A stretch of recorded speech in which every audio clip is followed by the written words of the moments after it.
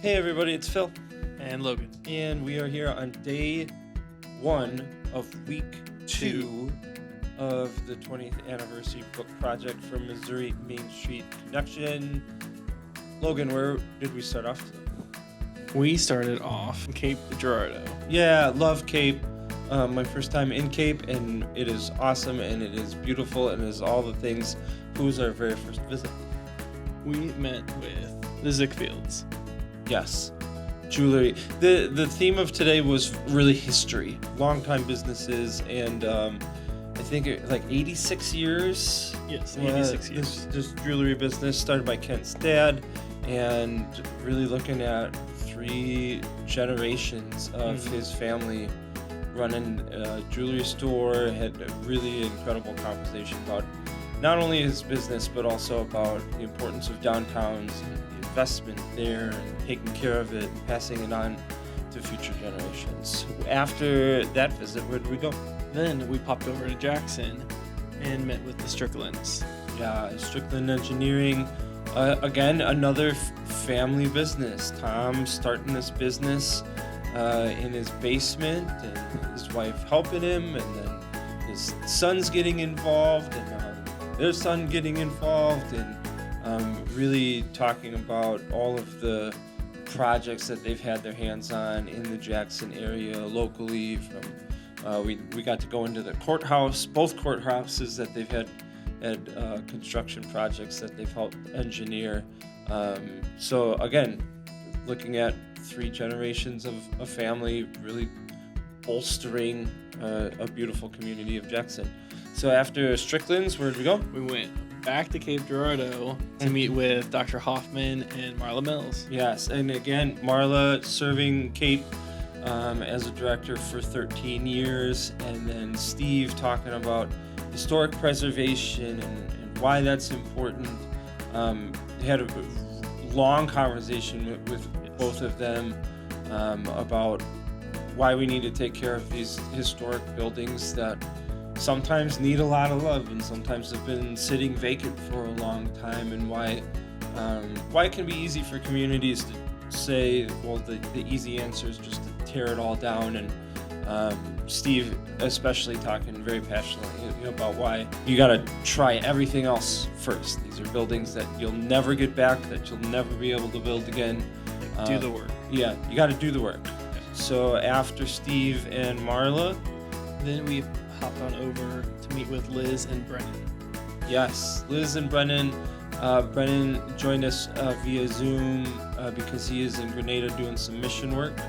And so we talked to Liz and Brennan, and again about historic preservation, about the Broadway Theater that they helped save. And we talked about the importance of educating the community, because again, community, and rightfully so, sees a building that's been vacant for 30 years and drop ceiling has imploded and there's mold everywhere. Moss on the carpet. Yeah, moss on the carpet, and it can be very easy, and understandably so, to say we need to tear that down. But again, talking about why that is a lot of times the wrong choice. Brennan had this great phrase that it carries emotional weight.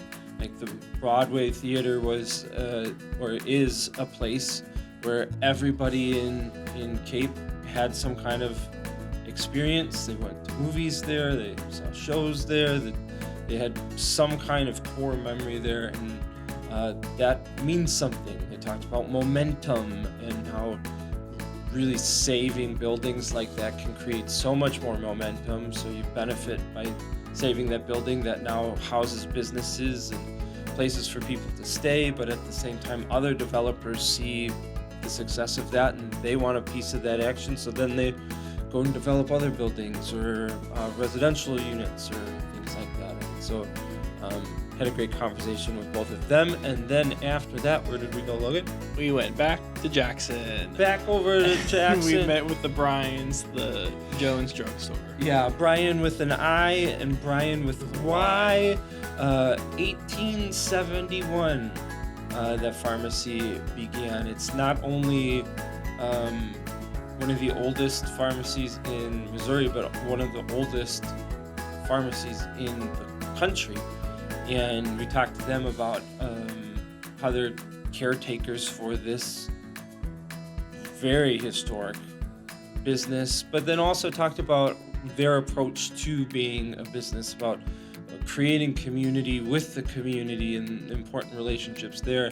And then also along with their staff, they threw out this kind of crazy number that they've only ever had to let somebody go twice in the last 25 years. So they're doing something right. So Logan, where are we now? We are in Washington. We're in Washington, so we got done in Jackson like 2.5 hours ago. Yep. Hopped in the car And took off. And now we're in Washington. And so in day 2, we'll give you a recap of all the great places we visit here in Washington, Missouri. We spent today in one community in Washington. Washington, glorious Washington. We started off in the morning talking to Bridget, part of the OG MMSC crew, and she shared so many great stories, kind of a behind-the-scenes look at how this incredible organization came to be. Logan, after Bridget, who did we talk to? We met with John. John Beatmeyer, man, you will not meet a dude that cares more about Main Street and about communities. He absolutely on fire. I had a very emotional interview with John. He's been a mentor to so many getting involved, not just at the local level in downtown Washington, but of course at the state level with Missouri Main Street Connection. After John, who did we talk to? Then we met with Andy and Sandy. Andy and Sandy, two different perspectives on living downtown and how important it is to have folks living downtown. Something that Gayla says all the time is you've got to have a nightlife, and that doesn't necessarily mean the bar scene, the nightclub scene. It means People in beds. Yeah, heads in beds. You got to have people living their lives in downtown. And so we got to talk to Sandy, a resident in downtown Washington. And then we talked to Andy, who has brought single-handedly 76 residential units to downtown Washington. Absolutely immaculate there. And so a fun conversation to have both those perspectives. After Andy and Sandy, who did we talk to? We talked to Tony and Natalie. Tony and Natalie combined 20 years of downtown Washington board experience between them. Tony living her life in a different community, and they had visited once and said, oh, this sounds pretty great. And they moved there, or she started a business there started first. A business. That was kind of the gateway to convince her husband to move, and they ended up moving there. And something that she said, now she has 1,000 friends in her phone, all people working together for the betterment of Washington. But more than that, creating a community, creating a family, and then Natalie, of course, on fire for the community, just wanting to get more and more involved. And a really, really incredible conversation with them about what it means to be part of a community and what it takes to create a community. And so that is an absolute must check out interview in the book. And then, of course, if you want to listen to it as well. Logan, where are we now, and where are we going to be working tomorrow? We are in St. Charles right now to get ready for tomorrow morning, starting off strong in St. Charles, and then driving up the Mississippi to Canton, Missouri. Awesome. So stay tuned for tomorrow's day 3 recap with Logan and Phil. Woo! Woo! Day number 3 of week 2 of the 20th anniversary Missouri Main Street Connection book project. It had an awesome day. Logan, where did we start off? We started off in St. Charles. We started off in St. Charles talking to the Main Street Board in St. Charles. Had a really great conversation in a really great community about where they were and where they have been and where they are and where they're going, and how the Main Street program is really a way for them to secure the future of their downtown and the rest of the community, of rousing conversation. And that brings up the fact that in this anniversary book, not only will you be able to see the photos and read the stories, but you'll also be able to listen to the conversations themselves. And I think we had 8 people. I think we had 6 for the interview, and 2 Yeah. more board members came in at the end. Yeah, so we had 6 people kind of in a roundtable discussion. Absolutely one to listen to as well as read. After that, who'd we talk to? Canton is where we went next. Yep. Met with Sandy. Sandy Eccles, amazing artist, amazing human being, delightful, absolutely delightful. At one point, we were we left where we had the interview, and we went down to the banks of the Mississippi River, and we hung out in her gypsy wagon, her RV, which she has painted. She rode her 3-wheel bike down there, and we met her down there. A really incredible person. Again, a must listen to, but also I think we got some really great photos, a great story. After talking to Sandy, who'd we talk to? Then we went to Primo's and met with Brenna and Jared. Yeah, they're about, Jared and Brenna about to celebrate almost 30 years. I think they're in year 29 of owning Primo's.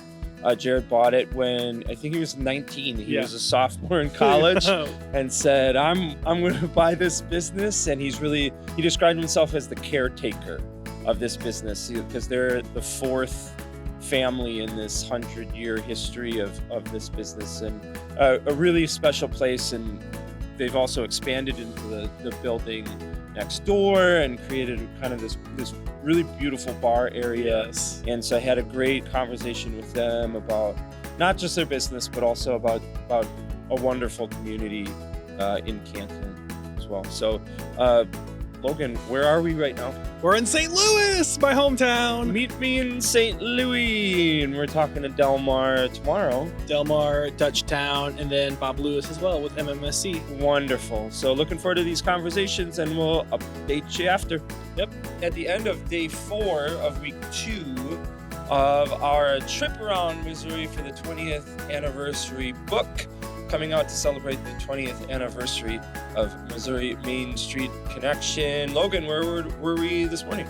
We were in Delmar with Lisa, Tony, and Felice. We talked about the tornado they experienced this year, and that experience, Felice was literally in her car in the tornado, and we talked about the aftermath, about how the Main Street program there really rallied and collected over $100,000 in less than a month to help support their businesses.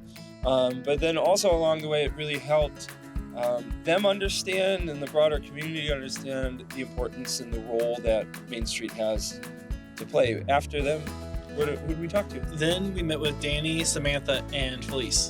Danny, Samantha, and Felice, we talked about Main Street collaborating with other community partners to build a community that's better for everybody. Sometimes we live in our own little organizational silos, and man, these 3 women are completely just kicking those silos down. It was a really, really brilliant conversation, and that just goes to highlight one of the really incredible aspects of this book, that you get to listen to them too. You get to read these stories, you get to see the photos, but then you'll also be able to listen to the conversations as well. And I'm just going to say that if you are a Main Street professional, this is a must listen. 3 of the most brilliant women that you'll ever meet talking about how to make their communities better collaboratively was awesome. It was awesome. After those 3, where did we go? Then we went to go meet Bob.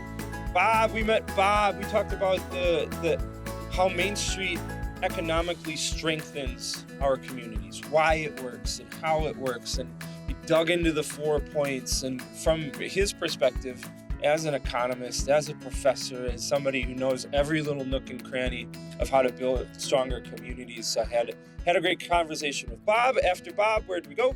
Then we headed over to Dutchtown and met with some great people for the behind the Market Tower, Market Park, and that was Alice, Ben, and Marcus.